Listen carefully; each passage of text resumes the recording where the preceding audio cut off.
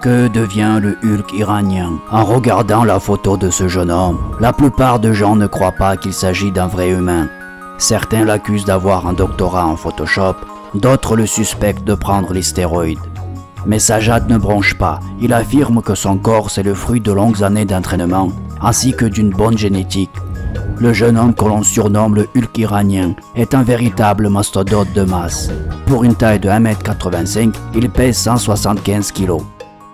Son tour de poitrine fait 140 cm, son tour de cuisse 99 cm et son tour de taille 114 cm. Mais comment fait-il pour rester si massif? Sajjad publie régulièrement les photos de ses gigantesques repas sur son compte Instagram. En général, il s'agit de la nourriture saine, riche en protéines et vitamines. Malgré l'apparence d'une brute encervelée, le jeune homme est diplômé universitaire en économie et travaille dans le domaine immobilier. Mais la vraie passion de Sajjad est le sport. Il dit sans gêne que l'haltérophilie c'est toute sa vie. De nombreuses victoires lors des compétitions nationales lui ont permis de présenter son pays sur la scène internationale. Mais le Hulk iranien n'a pas saisi cette opportunité, préférant servir sa patrie à l'armée. Entre 2016 et 2018, il figure dans le régiment d'infanterie de l'armée iranienne. Sajjad n'a jamais évoqué la prise des stéroïdes et fait promotion d'un mode de vie sain sur le plan alimentaire et physique.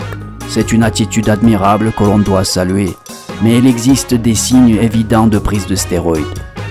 Premièrement, s'il suivait vraiment l'alimentation qu'il affiche sur ses réseaux sociaux, il aurait dû être sec. Deuxièmement, avec une alimentation pauvre en glucides, il est impossible de bâtir un corps aussi massif. Troisièmement, il ne ressemblerait pas à quelqu'un qui fait de la rétention d'eau. Or, on sait que certains stéroïdes de bon marché provoquent ce phénomène. Ce troisième point devrait être pris au sérieux, car depuis que Sajjad a triplé de volume, étrangement il ne reste plus aucune goutte d'eau dans le puits de son village natal.